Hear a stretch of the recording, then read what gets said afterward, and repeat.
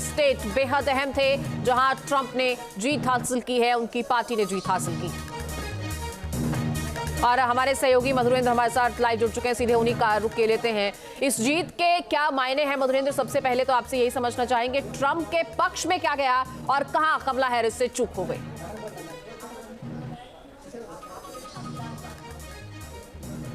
देखिए, ट्रंप के पक्ष में स्विंग स्टेट्स गए। ट्रंप के पक्ष में दरअसल उनकी वो नीतियां गई जो सीधे सीधे अमेरिकियों को टच करती हैं, चाहे वो इमिग्रेशन का मसला हो, चाहे वो घरेलू जॉब क्रिएशन का मसला हो, क्योंकि अमेरिका इस वक्त जिस तरह की आर्थिक स्थिति से गुजर रहा है, ट्रंप के प्रति लोगों का भरोसा ज़्यादा दिखाई दिया। और इसीलिए आप देखिए कि जिस तरह के स्विंग स्टेट्स हैं, उन स्विंग स्टेट्स में भी जादू ट्रंप का चला। लाख कोशिशों के बावजूद भी कमला हैरिस वहाँ पर लोगों का दिल नहीं जीत पाई और ट्रंप अपने भरोसे को कायम रखने में कामयाब रहे। उसके अलावा आप देखिए कि जिस तरह से इस वक्त की वर्ल्ड पॉलिटिक्स है, जिस तरह से दुनिया के 2 वॉर जोन ओपन है, जिस तरह से दरअसल अमेरिका लगातार दबाव में है, चाहे वो यूक्रेन का वॉर जोन हो या इजराइल का वॉर जोन हो, ऐसे में ट्रंप की नीतियों पर भरोसा जता के अमेरिकियों ने बतला दिया है कि आगे वो किस तरह की सरकार चाहते हैं।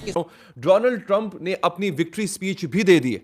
जी हां, अमेरिका में इस वक्त एक बहुत बड़ा अपसेट हुआ है। अमेरिका की डीप स्टेट को बहुत बड़ा नुकसान हुआ है। एक ऐसी डीप स्टेट जिसको एस्टैब्लिशमेंट कहा जाता है, जो नहीं चाहती थी कि सदर डोनाल्ड ट्रंप एक दफा फिर अमेरिका के सदर मुंतखब हों। बिलाखिर ये आदमी सदर मुंतखब हो चुका है। अब इल्जाम लगाया ट्रंप ने, ट्रंप जीत चुके, ट्रंप जीत गए इलेक्शन। और इलेक्शन जीतने के लिए इस बार जो उन्होंने स्ट्रैटेजी यूज की थी, बहुत ही प्यारी स्ट्रैटेजी थी। उस स्ट्रैटेजी से पिछली बार जो गलतियां की थी उन्होंने, वो इस बार नहीं की।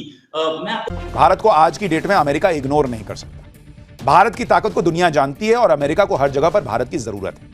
मैंने आज सुबह सुबह जब देखा कि मोदी जी और योगी जी जब इलेक्शन कैंपेनिंग कर रहे थे, तो उनकी ही तस्वीर में किसी ने डोनाल्ड ट्रंप और एलन मस्क की तस्वीर को एडिट कर दिया था और डोनाल्ड ट्रंप ने लिखा है मुस्कुराते हुए कि ये किसने एडिट किया, Who edited this? भारतीय डायस्पोरा, भारतीय लॉबी वॉशिंगटन डीसी के अंदर इतनी स्ट्रांग है। और मैं फ्यूचर के लिए एक आपको आज बात बताना चाहूंगा, अमेरिका अगर आपसे बात करेगा फ्यूचर में तो भारत से इजाजत लेके करेगा। तकरीबन 5.2 मिलियन इंडियंस जो हैं वो इस वक्त अमेरिका के अंदर मौजूद है। नमस्कार दोस्तों, MS इंडिया चैनल में आप सभी का स्वागत है। नमस्ते, आप सभी का हमारे चैनल में स्वागत है। डोनाल्ड ट्रंप चुनाव जीतने के बाद पाकिस्तान के लिए नई चुनौतियां सामने आ रही हैं। पहले ट्रंप ने पाकिस्तान को टेररिस्ट स्पॉन्सर दे करार दिया और उनकी सरकार के दौरान अमेरिका के पाकिस्तान को मिलिट्री मदद बंद कर दी। अब ट्रंप के वापस आने से पाकिस्तान की हालात और मुश्किल हो सकती है। ट्रंप अमेरिका फर्स्ट सिद्धांत साफ तौर पर पाकिस्तान के लिए खतरे की घंटी बजाता है। उनके लिए पाकिस्तान की अहमियत पहले से कम हो सकती है, क्योंकि पाकिस्तान का संयोग अमेरिका के लिए नहीं बल्कि चीन के साथ बढ़ सकता है। इसलिए ट्रंप के पाकिस्तान पर दबाव बना रहा है और भारत के साथ मिलकर पाकिस्तान से आतंकवाद के खिलाफ एक्शन लेने की मांग को और सख्त करता है। इसके अलावा पाकिस्तान अगर फिर से चीन की तरह मोड़ता है तो ट्रंप का रुख और भी आक्रामक हो सकता है। तो पाकिस्तान के लिए मुश्किल तो यहाँ है कि ट्रंप की रणनीति बहुत तेज और रणनीति होती है और वह अपनी प्राथमिकता को सूची में सबसे नीचे रखेगा। पाकिस्तान को ये करना होगा कि वहाँ अमेरिका के साथ अपने रिश्तों को सुधारने की कोशिश करेगा, फिर भी पूरी तरह से चीन की तरह झुकेगा। ट्रंप आने से पाकिस्तान की विदेश नीति पर बड़ा असर पड़ेगा और देखना दिलचस्प होगा कि भारत इस अमेरिका में ट्रंप जीतने में कितनी बढ़िया भूमिका निभा। मोदी के ट्रंप के साथ दोस्ताना बहुत पुराना है और ट्रंप के साथ ही दोस्ती है, इसी कारण पाकिस्तान को जलन भी है और पाकिस्तान की अब हालत बहुत ज्यादा खराब होने वाली। तो देखते हैं क्या कह रही है पाकिस्तान की मीडिया। कहते हैं वीडियो की तरफ और हमारे चैनल को सब्सक्राइब, लाइक और शेयर करना मत भूलिए। डोनाल्ड ट्रंप ने अपनी विक्ट्री स्पीच भी दे दी है।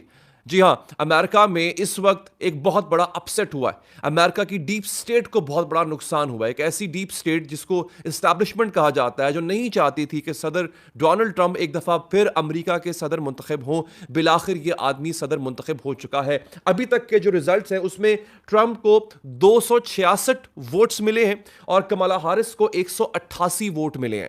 अच्छा, जिन लोगों को इस बात का पहले से इल्म नहीं है, वो ये जान लें कि सदर डोनाल्ड ट्रंप जो हैं वो इमरान खान के बहुत अच्छे दोस्त भी हैं। तो बहुत सी जगहों पे ये बात कही जा रही थी कि सदर डोनाल्ड ट्रंप के इख्तियार में आने का मतलब ये है कि शायद इमरान खान भी बाहर आ जाए, ये कहा जाता है। ठीक है, अच्छा, इसका पाकिस्तान को बेनिफिट क्या है? 287 हो गया है एग्जैक्टली। अभी CNN जो है वो 266 बता रहा है, तो मैं बेसिकली कोट करूंगा यहां पे CNN को। वो 266 का फिगर बता रहा है। 270 का फिगर चाहिए होता है आपको प्रेसिडेंट बनने के लिए। सिर्फ 4 मजीद इलेक्टोरल वोट्स दूर है डोनाल्ड ट्रंप सदर बनने के लिए। यह बहुत बड़ी खबर है। सदर डोनाल्ड ट्रंप का प्रेसिडेंसी में आना जो है वो इसलिए मैटर करता है नाजरीन, क्योंकि इस आदमी के खिलाफ इस्टेब्लिशमेंट थी।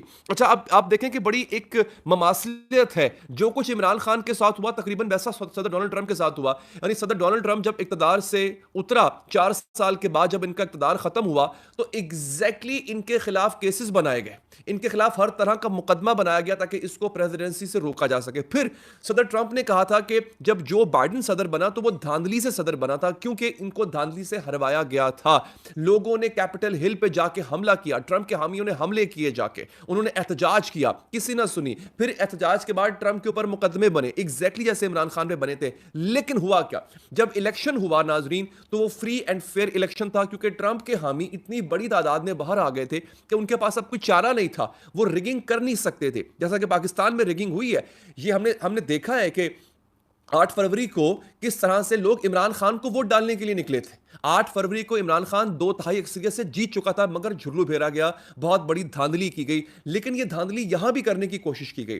पेंसिल्वेनिया रियासत के अंदर डोनाल्ड ट्रंप ने कहा कि पेंसिल्वेनिया में बाकायदा वहां पे लॉ एनफोर्समेंट एजेंसीज, पुलिस और फौज मौजूद थी, जो बैलेट पेपर्स शायद उठा के ले जाती। ऐसा इल्जाम लगाया ट्रंप ने। ट्रंप जीत चुके, ट्रंप जीत गए इलेक्शन, और इलेक्शन जीतने के लिए इस बार जो उन्होंने स्ट्रैटेजी यूज की थी, बहुत ही प्यारी स्ट्रैटेजी थी। उस स्ट्रैटेजी से पिछली बार जो गलतियां की थी उन्होंने, वो इस बार नहीं की। मैं आपको दिखाऊंगा कि क्या सिचुएशन है इस समय। आपको पूरा अमेरिका का मैप बिल्कुल लाल दिख रहा होगा। अगर मैं आपको ऊपर ले जाऊं थोड़ा सा इसी मैप में, तो ये देखिएगा ट्रंप के 267 जो पॉइंट्स है। अच्छा, यहाँ पे अमेरिका में जो होता है वो एक कॉलेज होता है, इलेक्टोरल कॉलेज होता है। वो इलेक्टोरल कॉलेज जो है उसमें ये चल रहा है सामने। जो आदमी एक स्टेट जीत गया, वो स्टेट के जो इलेक्टोरल कॉलेज पॉइंट्स हैं वो ले लेगा। मतलब कैसे?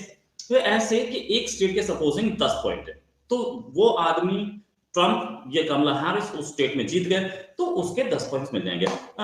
इस समय 267 पॉइंट्स ट्रंप के और कमला हैरिस के 222, 224 और 267 को 200 इस समय जीतने के लिए 270 चाहिए, बीच में हाफ वे मार्क 270 लिखा है।